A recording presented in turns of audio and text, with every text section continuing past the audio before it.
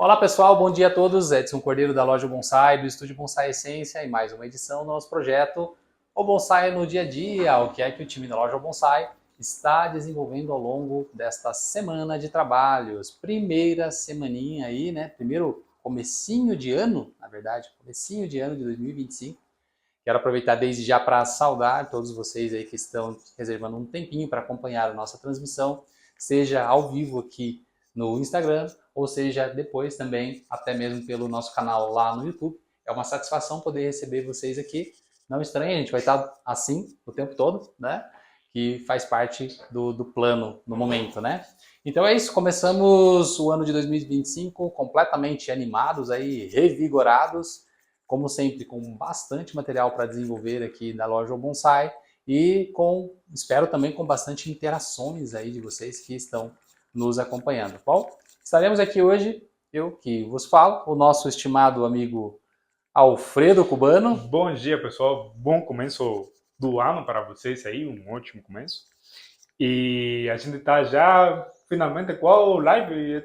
Acho que é 70, né? É para ser 70 já. Saltamos de 69 para 70. E o nosso Beck aí, a volta dos que não foram, Joãozinho, o Beck. Então, gente, podem interagir aí, vão comentando, tá? O João vai lendo os comentários pra gente, a gente já vai alinhando com vocês os assuntos, tá? Interajam, é importante para nós receber aí os comentários de vocês. Nós trouxemos alguns materiais bem interessantes aqui para discutir nessa live, tá? E é isso. Vamos que vamos lá. Como disse, o ano já começou e a gente está com bastante coisa para fazer. Nós temos aqui uma planta diferente hoje, mas nós trouxemos também as plantas que nós utilizamos aí para transmissão. Nós desenvolvemos na transmissão na semana passada, que é esse pinheiro negro aqui, que a gente fez, eu fiz a poda ao longo da semana, então quero mostrar para vocês como foi a evolução do trabalho. O Alfredo também completou o trabalho com o buchinho. O João vai apresentar para vocês. Numa live anterior, né? O trabalho da armação, isso todo. Estava um vaso que já não era o certo para ela, porque ficava já um pouquinho grande, né? Daí a gente mudou. Isso, então agora um aspecto legal. É o momento de apresentar aí os projetos, né? Então é isso, essa é uma das propostas aqui do nosso projeto, né? É mostrar o andamento dos trabalhos dentro de um ambiente profissional, o ambiente aqui da loja O Bonsai, tá? Para que vocês conheçam também um pouquinho de como é que caminham, né? Como é que funcionam as coisas por aqui, tá? Promete um dia quente hoje, hein? Começou já, né? Começou nublado, na verdade, depois de um dia de chuva, uma tarde de chuva ontem, mas agora já está bem quentinho aqui. Acho que a gente vai sentir um pouco a roupa escura hoje, hein, Alfredinho? Uhum. Ainda bem que a gente vai trabalhar aqui em cima, né? Bom, mas falta um ar-condicionado por enquanto, né? Mas aí é uma mata demais, você não acha? Como eu falei antes, né? Se a gente ficar só na musiquinha zen e chazinho, é legal, mas, poxa, tá, vamos lá, vamos que vamos. Então, gente, é isso. Eu acho que quero começar, na verdade, falando com vocês aqui, como a gente terminou a live passada falando sobre esse pinheiro, acho que é bacana trazer ele aqui para que vocês vejam também, tá? Então, na semana passada, a gente apresentou este pinheiro aqui e eu contei um pouco da história dele para vocês. Falei que essa planta passou por alguns ciclos aí sem as manutenções adequadas. Mostramos também que na parte interna da árvore nós tínhamos vários ramos secos perdidos, né? Porque justamente a planta avançou muito em termos de brotação e desenvolvimento e acabou ficando para trás, aí sombreado, uma parte da ramificação fina e que isso infelizmente acabou se perdendo, né? E que o trabalho agora, oportunamente por ser verão, é justamente de vir podando essa estrutura para que aos poucos a planta vá formando o que nós chamamos de backbudding, que é a brotação posterior ou a brotação para trás, tá? Que é uma das chaves aí de sucesso da técnica do Mekiri. Para vocês que de repente estão chegando agora, Mekiri é uma técnica de poda, uma técnica considerada uma avançada e muito comum, muito falada no trabalho com o pinheiro negro, embora na verdade seja uma técnica que pode, sim, deve inclusive ser aplicada em todos os bonsais, tá?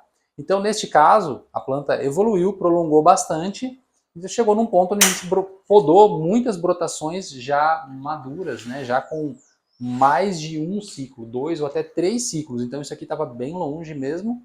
E foi podado de que forma? Foi podado essas estruturas mais prolongadas, mas mantendo, olha só, a estrutura posterior. Aqui está mais para trás possível, tá? Mas sem também tirar muito material, porque senão o que acontece? Eu penalizo a árvore, né? Tirando uma grande quantidade de ramos é uma consequência lógica de que eu vá tirar uma grande quantidade de folhas. E quais são as principais funções das folhas, Alfredinho? Conta para nós aí. Fazer o metabolismo da planta, né? É aí que acontece tudo. Que recebe a luz solar, né, para fazer a fotossíntese da planta. Daí esquenta em cima e puxa a saiva que tem nas raízes, no solo, no tronco. Metaboliza a saiva bruta, convertendo ela em saiva elaborada, né? E daí o que acontece? Sim. Como eu estava falando aí, o metabolismo mesmo da planta. Gera toda a reserva aí que a planta precisa para se manter, para sobreviver, né? Carboidratos e açúcares e tudo mais. Então, gente, é coisa muito séria, tá? Eu acho que isso é bem importante, a gente precisa entender basicamente aí de fisiologia e morfologia vegetal também, para que a gente consiga aplicar as técnicas de maneira adequada, tá? No momento adequado e da forma adequada para ter o resultado que a gente espera. Esse é o caso aqui. A ideia é que eu preciso trazer essa brotação novamente para trás, mas isso precisa ser feito de uma forma correta ou coerente para que eu não debilite a planta. Se a planta enfraquece ou no limite, assim, pode até acabar morrendo alguns galhos ou até, pior ainda, morrendo a própria planta, bom, não resolveu minha situação, né? Eu tentei ajustar, tentei fazer uma coisa bacana e no fim deu tudo errado. Então o que acontece? A gente faz uma manutenção programada. Aqui no caso, primeiro eu estou tirando um volume mais externo e direcionando a energia da planta para a porção mais interna. O que eu espero também com o trabalho de fertilização que foi feito aqui, ó, vocês vão ver o cestinho porta-adubo já carregado com Biogold para estimular as raízes também. O que eu espero é o quê? Uma profusão de brotos tanto na parte externa quanto a formação das brotações na parte mais interna. Então, no futuro, ou seja, no verão do ano que vem, eu vou podar um pouquinho mais para dentro e no próximo um pouquinho mais para dentro. Eu comentei com vocês na live anterior, inclusive, que dentro de um prazo de 3 a 5 anos, eu consigo que essa brotação esteja no lugar correto e que essa planta já tenha um visual muito mais interessante. Mas vejam, depende literalmente de um plano de ação. Isso precisa estar num plano de cultivo e manutenção. Senão, não chegaremos lá nunca, né? Eu sempre insisto aqui na expressão famosa de que para quem não sabe para onde vai, qualquer caminho serve. Então, qual é o objetivo que nós temos aqui? O que nós esperamos? Qual é a proposta para esta árvore, né? É importante essa definição para que a gente trace uma meta aí e desenvolva, né, todas as etapas de processo necessárias para chegar nesse objetivo. Certo, Fredinho? É isso mesmo. Como estava falando Edson, não tem como fazer bonsai sem interação humana, né? Não dá para fazer bonsai sozinho. Você bota no vaso e pronto, você vira. Não é assim que funciona o negócio. Nós reforçamos isso na semana passada exatamente com essa planta, né? Então, assim, está sendo regado, está tomando sol, eventualmente fertilizado também, ok. Degenerou, gente. Degenerou, e é assim que acontece, a planta acaba degenerando. Bonsai, gente, não é igual, como alguns, já ouvi comentários, acho que vale a pena o comparativo. Não é igual uísque, ou vinho, ou champanhe que você armazena e deixa lá, e ele vai ganhando valor com o tempo. Ele vai maturando e ganhando valor com o tempo só de estar lá, né? Tem várias outras coisas que funcionam dessa forma. O bonsai não é assim. Se eu cuido, dou água e faço esses cuidados mínimos, eu mantenho a planta viva. Mas ele não evolui como um bonsai, certo? E a gente reforça sempre a questão do caráter evolutivo do bonsai. Ele precisa estar avançando e evoluindo constantemente. E para isso, precisa da nossa atenção, das nossas intervenções, até para que, realmente, a gente sempre insiste nisso também, a gente valide e justifique a própria arte do bonsai em si, tá bom? Mensagem dada aí já de início, reforços, né? Vários reforços aí, do que é também a filosofia de bonsai do estúdio Bonsai Essência aplicado aqui na loja Ao Bonsai. E agora, eu acho que com uma boa aderência do Alfredo também, Alfredo? Você concorda com tudo isso? É isso mesmo aí. É o que a gente tenta fazer aqui, tenta ensinar não só no o bonsai do que a gente tem aqui no dia a dia, também na nossa escola, né? Exatamente, isso aí. Princípios, gente. Como profissional, eu acho que é importante isso, né? Que a gente defina princípios e valores, se organize quanto a isso. E, claro, também, por que não, quando é o momento correto, que a gente divulgue também, fale sobre isso, né? Então, nós temos isso muito claramente definidos aqui. E a gente, sim, se preocupa em trazer isso para os nossos alunos aqui da escola, que quem ministra os cursos hoje aqui na Loja Bonsai sou eu, através do Estúdio Bonsai Essência. E agora estamos a cabo aí também do projeto da escola O Bonsai Do, que como a gente já falou, recebe esse nome justamente porque a gente acredita nisso como base realmente do bonsai. Que bonsai, na verdade, essencialmente seria isso, seria o Bonsai Do, né? A jornada, tá bom? E Alfredo, aproveitando a oportunidade aí, conta para nós, você que ainda pode dizer que está chegando agora, já nem tanto, né? Já está aqui faz um tempinho, mas como é que era a tua mentalidade com isso lá em Cuba? O que você conseguiu construir de mentalidade bonsai? O que significava o bonsai para você lá em Cuba com o que você tinha de material e de profissionais disponíveis por lá? Conta para nós aí. Sim, como eu falei no comecinho aí para o Edson, lá a gente não tem escola, não tem acesso a um monte de, sei lá, revistas, documentários, algum tipo de, sei lá, tutorial, não existe isso lá. Daí a gente só recebe algum tipo de informação. Na minha, por exemplo, foi técnicas de bonsai do John Naka, né? John Yoshio Uhum. Naka. E aí é um bom começo para o bonsai, né? Só que é um primeiro passo mesmo, assim. As árvores que eu fazia eram bem bidimensionais. Não tinham a tridimensionalidade que eu comecei a trabalhar com ela agora, assim que eu comecei a trabalhar na loja bonsai, né? Que foi um dos pontos críticos que eu tive que mudar nas minhas estilizações das plantas, né? As espécies são diferentes, a maioria delas tem folha mais grande, às vezes são frutíferas mesmo, porque que já se trataria de um bonsai mais tropical, né? Não tem conífera, não tem esse tipo de espécies aí que eu estou mexendo com elas agora. Ainda me sinto um pouquinho meio diletante em alguns Uhum. aspectos com esse tipo de espécie, né? E a gente tem espécies legais, sim. Só que eu acho que falta aquela coisa de o acesso ao conteúdo para melhorar mesmo o bonsai lá em Cuba. Não só o conteúdo, também é a importação de plantas e ferramental. Estava brincando aí com o Edson os outros dias, que eu fazia bonsai lá em Cuba com um alicate e uma tesoura. Pronto. Agora não consigo fazer bonsai sem no mínimo 20 ferramentas aqui na mesa, né? É, já sinto já que tá faltando alguma coisa assim. É E assim, interessante a relação de contraste, né? Porque sim. lá você fazia com o básico que você tinha. Uhum. E é possível sim, né? É possível, na verdade, fazer É, muita coisa com um material bem básico e tudo bem.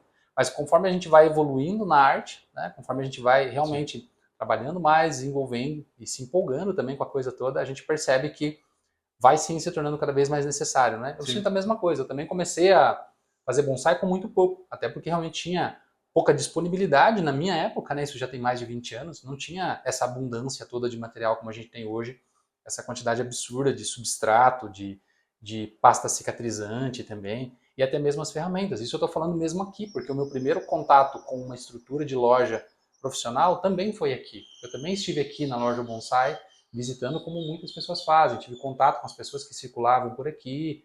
Enfim, o meio me ajudou muito também. Mas naquela época também faltava muita coisa. Não era tão comum assim, né? Então, quem tinha material melhor, de boa qualidade, também era material todo importado e era difícil, ainda é Uhum. difícil, né? Mas naquela época acho que ainda mais. Então, por exemplo, as minhas primeiras ferramentas de linha mais profissionais foram um alicate lateral e um alicate côncavo chineses, pequenos, que inclusive alguns deles eu tenho guardadinhos até hoje, guardo por uma razão afetiva mesmo, porque foram as minhas primeiras ferramentas, né? E eu fiz bastante coisa com aquele material. Era o melhor? Não, não era, mas era o que tinha disponível naquele momento. E também o meu nível de bonsai, ok, era aquilo e funcionava e tudo bem, né? Então hoje eu vejo muito mais motivo para, né? Sou profissional da área do bonsai. Então sim, eu tenho, estou sempre recebendo atualizações, né? Então aqui, por exemplo, eu recebi uma tesoura nova com uma nova proposta da marca Kaneshin, né? Certo? A gente chama de, eles estão chamando de shinogi, né? Que é o não o modelo da tesoura, mas o tipo de acabamento que é dado nela. no design, tá? Então essa tesoura é novidade, essa pinça aqui, especial para pinheiro, também, né? A gente falou um pouquinho, mostrei um pouquinho para vocês na semana passada, também é uma novidade. E a gente vai adicionando esse material, mas assim, eu sempre insisto que é preciso perceber demanda, né? Demanda real nos nossos trabalhos, para que isso faça sentido, né? E eu até conto assim, normalmente assim, conversa mais solta, né? Mas eu já tive, por exemplo, um kit completo profissional da Masakuni, tudo inox ainda por cima, né? Assim, um kit coisa mais linda, fez uma maleta absurdamente bonita, assim, que tudo reluzia, tudo brilhava, assim, um espetáculo, né? E vejam que interessante, eu tive essa oportunidade sim, já no começo da minha carreira profissional, né? Mas vejam que interessante, na prática, no dia a dia, eu mesmo fui entendendo que para aquele momento aquilo era demais, né? Que não precisava de tudo aquilo, né? Que eu já estava me desenvolvendo profissionalmente, mas que não precisava de todo aquele arsenal, né? Então o que eu fiz na época foi adequar mais uma vez as minhas ferramentas, né?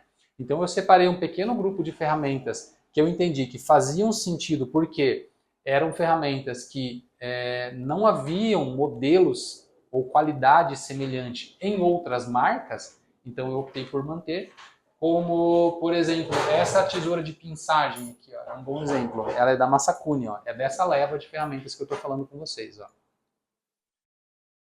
Gente, olha a delicadeza dessa ferramenta. Ela é absurdamente precisa, fina, delicada. É uma tesoura para poda de pinçagem. Ela é incrível, tá? Sem igual. Então é claro que eu optei por segurar esse material no meu acervo aqui, no meu arsenal, na verdade, de ferramentas, né? Para trabalhar quando for desenvolver um trabalho de super precisão, né? Mas as outras ferramentas que eu tenho semelhantes em outras marcas, como por exemplo a Kanechin, que é uma marca excelente também, eu acabei trocando tudo, tá? Separei essas ferramentas, fiz uma venda em lote das ferramentas da marca profissional Masakuni Inox e fui trocando aos poucos, né, pelas ferramentas que eu tenho hoje que são da Kanechin, na grande maioria são Kanechin. E aí é claro, né, que eu não troquei por menos, não é bem isso, né? As ferramentas da Kanechin são ferramentas excelentes também, são muito boas, né? Mas realmente as ferramentas Masakuni, algumas delas são incomparáveis, gente. Estamos comentando um pouquinho com vocês da prática, né, do que é o dia a dia. Hoje, é claro, a gente tem uma maré, uma onda, né, uma invasão de ferramentas importadas de tudo que é tipo, principalmente ferramentas chinesas de vários níveis, né, de várias linhas diferentes. Aí eu vejo pelos alunos, né, pelo pessoal que frequenta aqui a loja, mas na sua grande maioria são ferramentas que, assim como eu comecei lá no início, elas resolvem muita coisa nessa etapa mais inicial, mas que se a coisa pega mesmo, se é necessário um trabalho de mais qualidade e tudo, vez por outra acaba devendo, né? A ferramenta não chega onde tem que chegar. Mas enfim, como disse, é a percepção de demanda. Eu acho que isso é o fundamental quando a gente fala em termos de ferramenta. Certo, Alfredinho? Porque você tinha lá em Cuba, tanto de material para trabalhar quanto de conhecimento, acho que as ferramentas estavam coerentes, não estavam? Eu achava ótimo já. Então, tá vendo? Como assim tá faltando alguma coisa aqui? Todo já. Exatamente. E aí quando a gente, como eu disse, por comparação, né, ou por contraste, a gente vê um nível de planta diferente, diversidade de espécies, e vem o how também, vem o como utilizar as ferramentas, por que se utiliza essas ferramentas, aí a gente passa a perceber a demanda, não é, Alfredo? Uhum. Você entende por que tem alguém lá que pensou neste ou naquele desenho de ferramenta, por que foi criado aquele modelo, né? Porque realmente Agora, a gente pode trabalhar muito basicamente com uma tesoura, um alicate, mais uma outra ferramenta a gente já faz muita coisa, como já comentei, né? Mas conforme a gente vai se especializando, a gente vai entendendo porque também existe um certo grau de sofisticação e especialização em muitas ferramentas. agora estou trabalhando aqui com 4 tesouras, com, com um monte de lâminas aqui de formões, né? Sim, lâminas de entalhe. Aham. Mais um kit de japonês mesmo. Dentalhe mesmo. Esse kit aqui é um kit muito bacana, é um kit que os profissionais japoneses utilizam lá também, né? A gente vê aí nos vídeos internacionais aí, até os mestres mesmo, bonsaístas, utilizando esse mesmo kitzinho aqui, tá? Material excepcional também. 2 corta-rama, e o engraçado é que tudo tem uso. É, Eu não então, deixo nada do lado, mas não tá aí à toa, né? é. Muito bom, é isso aí. Acho Então, que o nosso trabalho profissional aqui da loja Bonsai demandando, né? Como disse, tudo é demanda. Então, aqui demanda isso. Então, vejam que não sou só eu que tenho um conjunto avançado de ferramentas para desenvolver bem o meu trabalho, mas o Alfredo também para o dele, e a gente tem até um terceiro kit, né? Um terceiro kit para uma terceira pessoa utilizar, né? Então, caso seja necessário. sim. Acho que já deveria a gente passar para os comentários, né? Tem alguém comentando alguma coisa aí, João? Ou o Saudações. pessoal tá quietinho aí? Não, olha, tem os pratos da casa, né? De sempre. O Fabiano Tisca mandando um bom dia. Bom dia, Fabiano. Bom dia, Bem-vindo Fabiano. novamente. Tem mais o Marcelo Buras mandando um grande Marcelo é prata da casa também, aluno. prata da casa Opa, também. saudações, Marcelo. Bem-vindo, amigo. O Filhota de Cuteleiro. O filhotão de cuteleiro. Bom Esse dia. é gente boníssima também. Bem-vindo, amigo. O Joel, líder. Joel, líder, tá sempre com a gente aí também, Bom dia, prestigiando. feliz ano novo. Bom dia. Obrigado, Joel. Igualmente, amigão. E o Paul Bittencourt mandou uma pergunta e já desejou um feliz 2025 também. Opa, vamos lá. Paulinho do Bonsai 011. Manda lá. Aqui um bom dia, amigos. Bom dia, sensei. Bom dia. Poderia falar de demonstrar diferença entre pinçar agulha com pinça e mesmo procedimento com a tesoura? Pode ser? Não configura a aula? O que vocês acham? Tem também mais um pinzagem, né? Que com a Mas mão. se ficar aí, se ficar só aqui, entre aqui, não tem ensinado. Tá bom. Se ficar só entre nós, dá, né? Então vamos lá, eu vou aproveitar aqui então, já que eu tenho duas ferramentas ninja aqui, ó. 3 aqui na mesa, na verdade, tem até a tesourinha da Masakuni. Então eu vou mostrar aqui para vocês um pouquinho aqui, tá? Vamos lá, tô com um pinheiro aqui, então vale bem a pena mostrar, ó, o que é que acontece aqui, ó. Então veja, eu tô aqui com uma pinça especializada para o uso em pinheiro, tá? Por que ela é especializada? Vejam, que interessante, ela tem uma ponta bem aguda, tanto nesse sentido quanto nesse aqui, tá? Então ela é bem acuminada mesmo. Ela é serrilhada, ou seja, ela tem uma boa aderência, ela vai prender bem a agulha para o processo de extração, tá? E ela tem esse vão aqui na parte interna, que é para encaixar a agulha, se for o caso, né? É anti-esmagamento, né? Então você encaixa a agulha aqui sem esmagá-la. E se você for ver, é exatamente o mesmo princípio por trás do design da tesoura Satsuki, olha só. Ela fecha e bate aqui o cabo, ó, mas sem fechar o cabo por inteiro, como é o design de uma tesoura reta, como a gente chama, né? Ó, mostrando aqui para vocês. Então, o mesmo princípio está presente nas duas ferramentas, tá? Anti-esmagamento. Legal? E o design Shinogi aqui dessa tesoura, que o Paulinho também tem agora, tá? O Paulinho tem uma dessa aqui. Ele é por conta do quê? Ele tem um contorno diferente aqui na parte externa da lâmina, que vai terminar lá realmente numa ponta mais aguda e mais precisa, mas sem perder resistência, sabe? Não é aquela tesoura que dá a impressão que se você podar um pouco apertado demais já vai quebrar a ponta. Não é isso, é uma ponta forte, tá? Mas ao mesmo tempo com precisão. Então é um casamento perfeito aí, tá? Bom, gente, eu posso fazer aqui a extração de agulhas, então, de um pinheiro de duas formas aqui, ou mais, né? Mas vamos lá. Como diz o Alfredo, tem mais, ó. Se eu pegar o conjunto aqui, ó, que é o par de agulhas, que é o que classifica um pinheiro negro aqui também, ó, é ele ter um par de agulhas por bainha. Aqui na base está a bainha. Ó. A bainha é a sustentação das agulhas, né? Então, entendendo um pouquinho de morfologia do pinheiro, no meio desse par de agulhas aqui, existe uma gema latente esperando para romper, tá? Agora, vejam que exemplo interessante, tá? Surge sempre brotações somente dessa forma? Não, olha só aqui, ó. Essa brotação surgiu dentro da estrutura do ramo, tá? Sem romper uma agulha pelo meio, tá? Então, não é estritamente necessário. Claro, se a gente estuda um pouquinho mais a morfologia, a gente vai entender que, por exemplo, isso aqui é uma agulha. Essa estrutura de cor parda aqui, ó, é uma agulha. Claro, é difícil identificar e entender como uma agulha, mas ela é uma agulha. E adivinhem, da base dessa agulha também surgem brotações, que é o que aconteceu aqui, certo? Então dizer que eu tirando uma agulha de pinheiro, eu perco o potencial de brotação, não é verdade. porque a planta pode emitir brotações ao longo da estrutura, tá? Mesmo sem agulhas. Agora, claro, conforme essa estrutura vai maturando, olha só, ela vai, vejam, da ponta para dentro, ó. Conforme isso vai maturando, essas gemas latentes, elas vão, esse tecido vai enrijecendo, vai envelhecendo e vai se tornando mais difícil emitir brotações, tá? Não quer dizer que não forma, mas é mais difícil, tá certo? Mas voltando lá para a questão da remoção das agulhas em si. Vejam, o trabalho de tesoura é muito simples, ó. Se eu tenho uma boa tesoura, eu vou pegar lá na base aqui, então, da bainha, que, reforçando, é o conjunto, então, que segura as duas agulhas, ó. E eu vou tirar pela base, olha só. Bingo. Simples, ó. Fácil. Olha lá. O mais próximo da base que eu puder.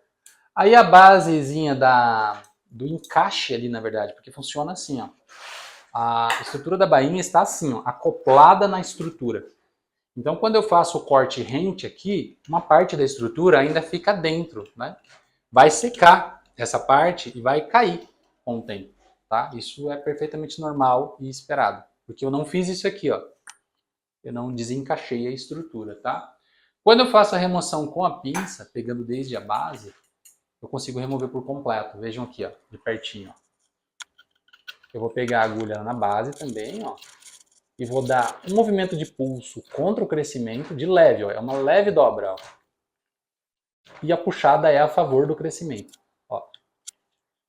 Se a pinça tiver um pouco de fio, for muito aguda mesmo, você pode acabar cortando a agulha, tá? Que é o que está acontecendo aqui, ó. Tá cortando a agulha na base, ó. Igual ao trabalho da tesoura, tá?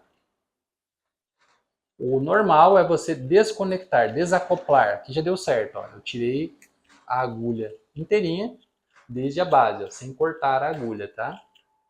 Mas como eu disse, eu prefiro, acho que é um trabalho mais completo, sempre remover tudo, tá? Ou seja, desacoplar a estrutura do que fazer o corte. Agora, nós temos sim algumas situações críticas onde o que acontece é que eu não posso usar a pinça. Por quê? Eu estou trabalhando numa área tão fina, tão delicada da planta, que se eu utilizar uma pinça, eu posso remover não só a agulha, mas a estrutura toda, o ramo todo, a brotação inteira. Então não dá para entrar com a pinça. Eu preciso entrar daí com a tesoura.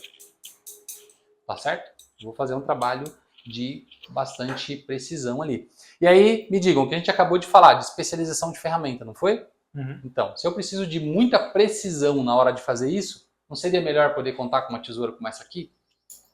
Sim, né? Ela foi feita para isso, gente. Então é isso que a gente está falando agora, da questão de por que existem ferramentas tão especializadas assim, tá? Então, para eu fazer aqui, ó, a manutenção de agulhas e de brotações no pinheiro, olha que legal, eu vou lá na basezinha da estrutura e prontinho, ó. Aí, gente, aqui entra o famoso bonsai do mestre Miyagi mesmo, tá? Aqui não tem jeito, não tem para onde correr, é parar, pôr a planta na sua frente, respira e vai. Tesoura, pinça do lado e vamos, raminho por raminho, seção por seção, agulha por agulha, com calma, tá?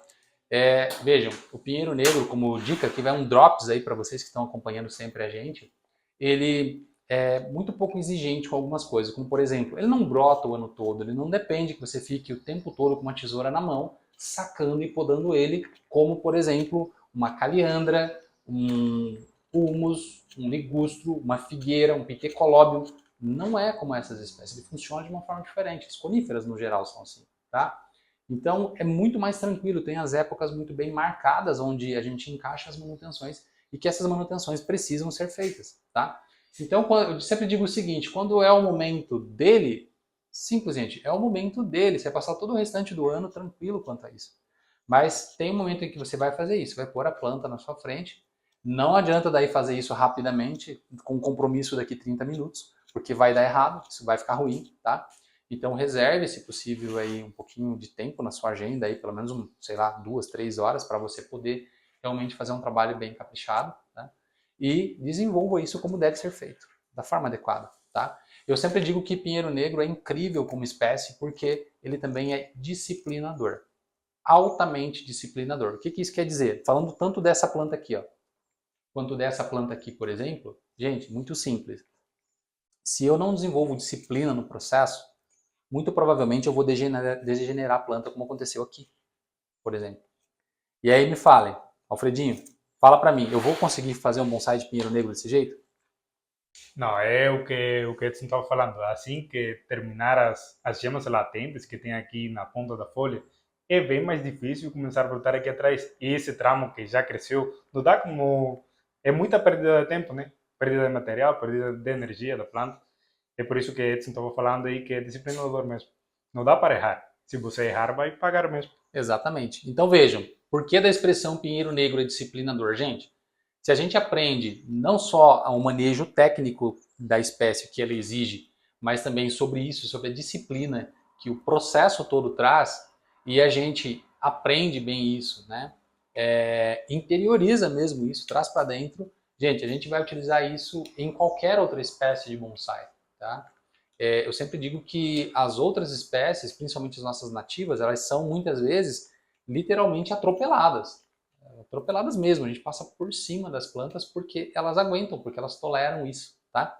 Mas, na verdade, todas elas dependem sim de um estudo, né, de ciclo vegetativo, comportamento mediante as técnicas e tudo mais, para que a gente desenvolva na mesma regra, na mesma disciplina que o pinheiro negro. Agora, é fácil? É fácil, Alfredo?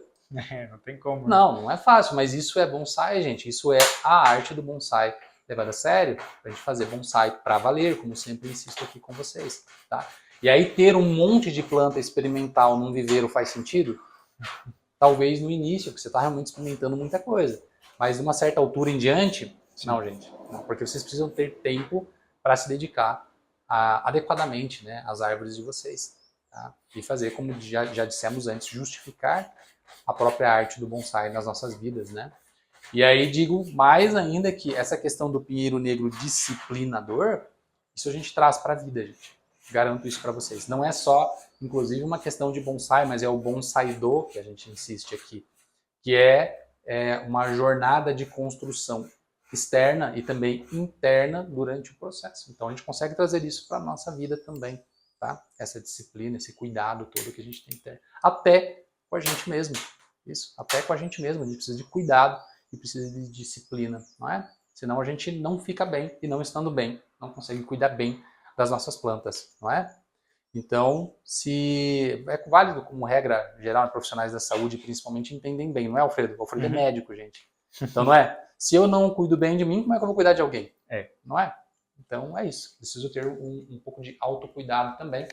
E, gente, o bonsai fala muito sobre isso aí, tá? Ensina muito. A gente não consegue construir uma boa árvore se não tiver disciplina com muita coisa.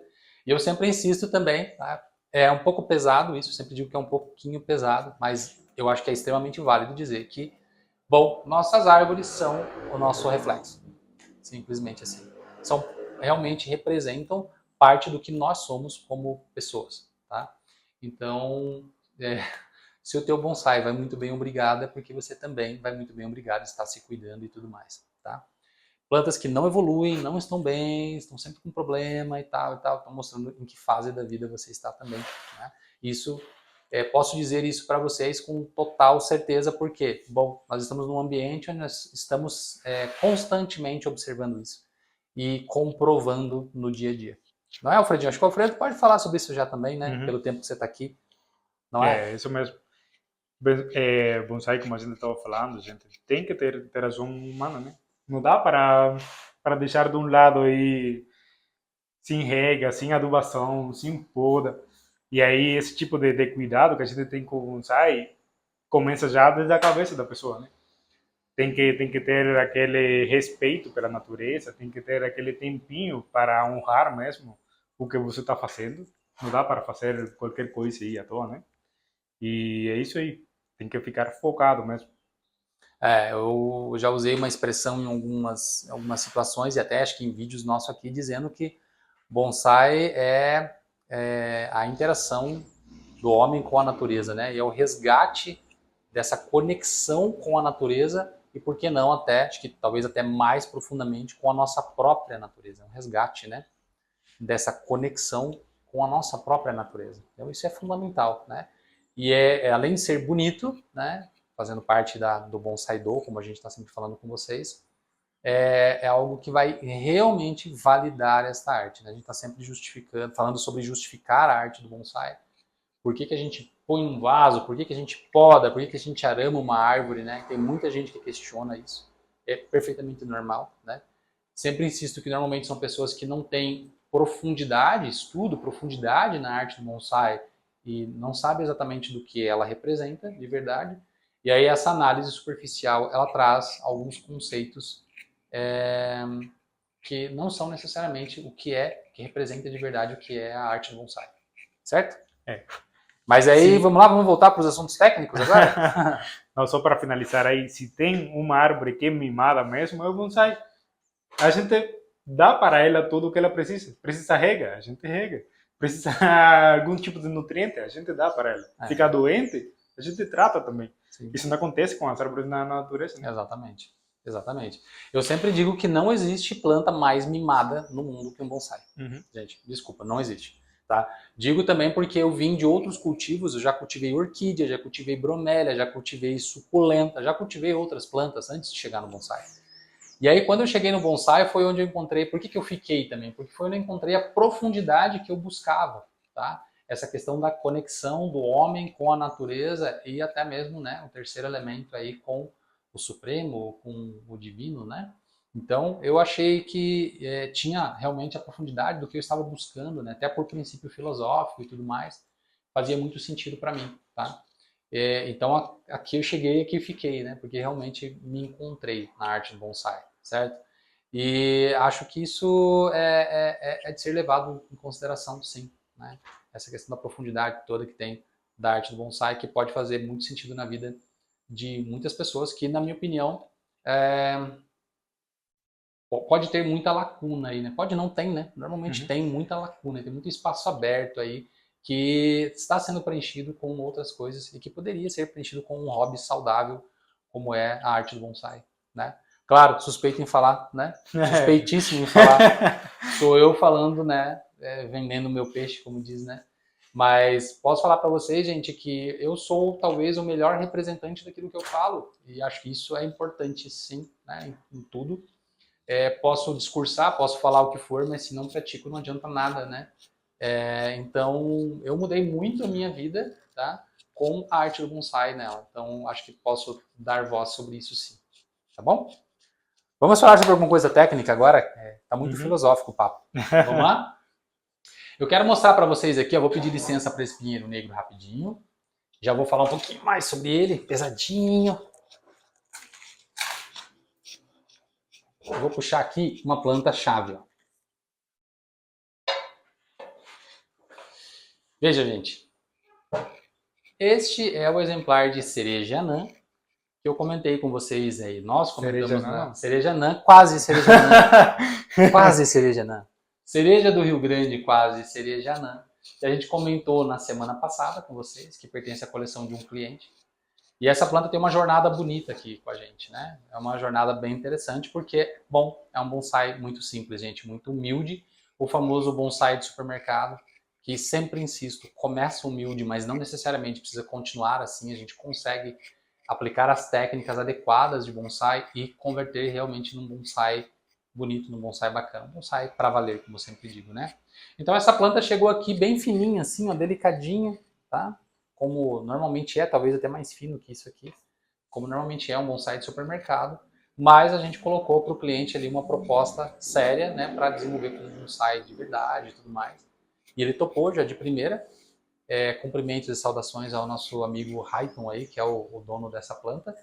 E a gente começou fazendo o quê? Plantando ela realmente no escorredor, dando espaço para a planta, para ela desenvolver, para ela crescer, para ela engordar. É essa a proposta, para quem conhece a técnica da mamadeira, né, tão difundida aqui no Brasil pelo saudoso mestre Osamu Hidaka, né? E, bom, nós chegamos nesse objetivo. A gente colocou assim como meta, como disse, para quem não sabe para onde vai, qualquer caminho serve, a gente colocou assim, cabo de vassoura. No mínimo, assim, espessura de um cabo de vassoura, já serve para a gente fazer o quê? Uma planta de pequeno porte. Nunca foi a ideia fazer algo muito grande, tá?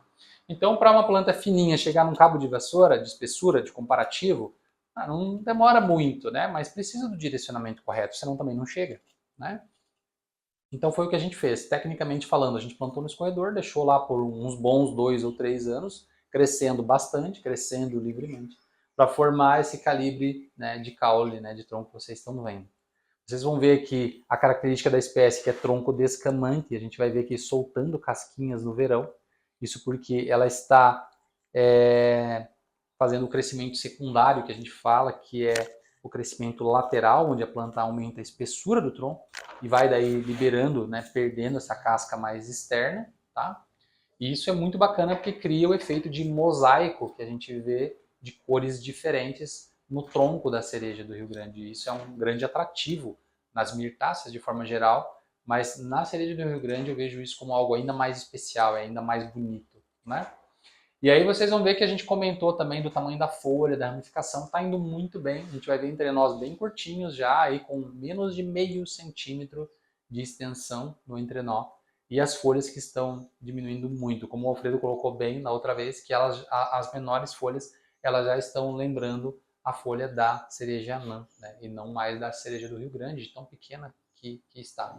Claro que em algum momento lá da evolução a gente entendeu que era o momento de sacar do escorredor, começar também a fazer as podas seletivas para criar essa estruturação que vocês estão vendo, criar conicidade e movimento também. Pouco trabalho de arame, gente.